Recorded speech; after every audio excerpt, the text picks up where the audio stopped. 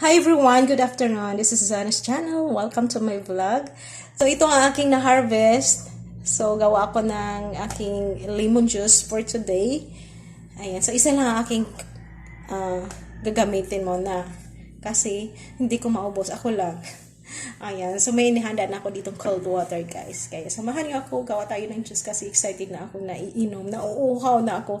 At saka maganda din ito dahil sa Zonas ay parang medyo yung boses ko, parang nagkaroon ako ng konting ubo. Ayan, 'di ba? Kasi kumakanta ako, kaya siguro. Kaya mas maganda ito para sa akin. Kaya umpisahan na natin, gawa na tayo ng juice. Ayan, so ito, tapos ko na itong hinugasan, guys.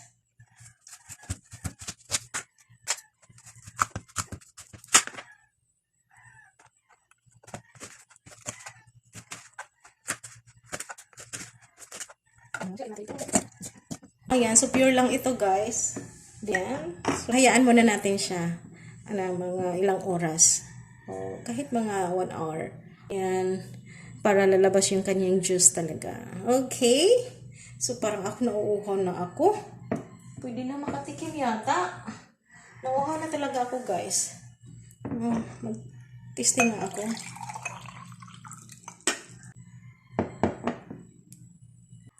Sarap. Maganda ito sa aking lalamunan. Sarap. Ayan. So that's all for now, guys.